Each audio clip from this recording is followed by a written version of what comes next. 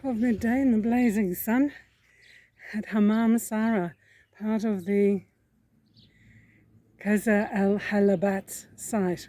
This is 2 kilometers from the castle al-Hallabat. So at first glance this doesn't look like very much, just a pile of old stones, but it is the best preserved example of an Islamic bathhouse dating back from the 8th century. I'll have a look over there in a second. Specifically the Umayyad period, likely of the Caliphate of al-Walid I in 710 to 715 CE.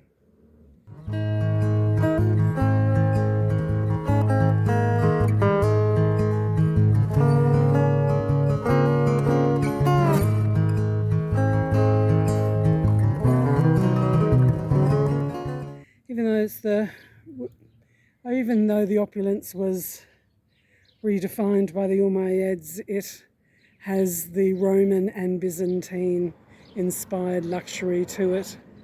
We'll have a look to the apodiatrium, the changing room, which will be lined with basalt and limestone. There's a tepidarium, a warm room, a caldarium, a hot room, which is just behind me, and you can see how it would be heated underneath. The Roman style heating has been used for over 1,300 years. So I'm about 60 kilometres northwest of Amman, even though it's only 60 kilometres, it did take just over an hour and a bit to get here because the roads are so interesting. And if you were doing a really long day, starting very early, you could also do Kalana, Amra and al-Hallabat at the same time. Azraq also doing 5 castles in a day, but it's just too hot today, so I'm just going to quit after I go and have a closer look here at Hammam Sara. This site, Hammam Sara, is actually quite small. It has a mosque, the bathhouse itself, and the reservoir for the water that would have serviced the hammam. Built under the Umayyad Caliph Walid I in 705 to 715. This hammam is part of the larger luxurious retreat of Qasr al-Hallabat. This hammam or bathhouse has advanced features of the heating system, the hypocaust, and a sophisticated water management system. While similar to the Qasr Amra Hammam, its configuration is a little different. The way the building is orientated, there was a large walled garden in front of the entryway of Hammam Sara. Within that walled garden, there was a cemetery. And when you look at the topography of the area, you can see that there would have been luxurious fountains that people would have walked around while they enjoyed this space. Thick garden walls are orientated to the south of the building in a U-shaped configuration. These walls were really quite thick, and they would have been about just over 100 meters to the south and maybe 50 or 60 meters east-west. While visiting the site of Hammam Sara, you don't need much time, maybe 15 minutes, 20 minutes, half an hour, but take your time to have a look at some of the different archaeological and architectural features of this site. Looking to the north, you can see the reservoir to the right-hand side of the bathhouse. The sophisticated water system consisted of both bringing the water to the site and taking the waste away. When reading archaeological research papers of this site, you can see where the piping system is coming to and from the buildings.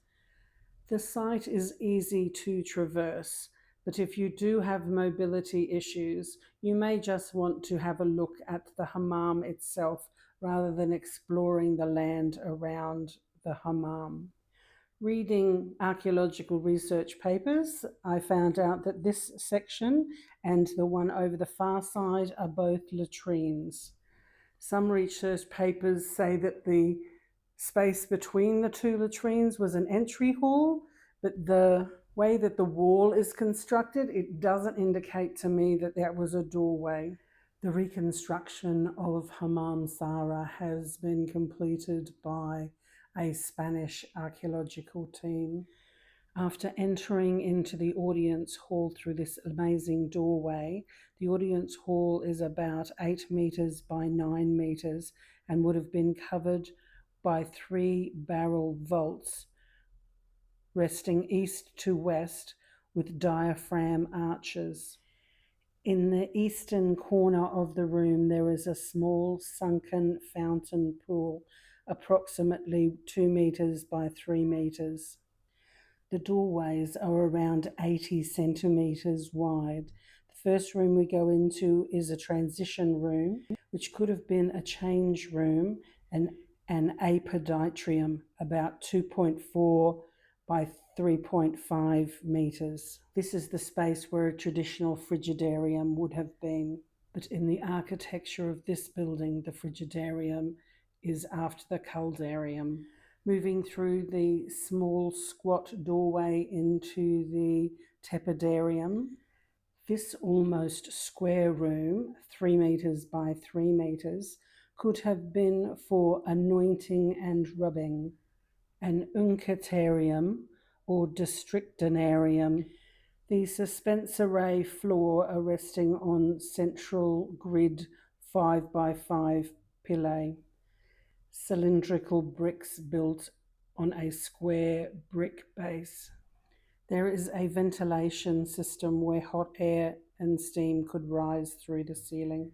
This engineering would have regulated the temperature and would have controlled moisture and condensation. With these flues, it could be a Venturi effect where the wind blowing in and creates a vacuum for air exchange.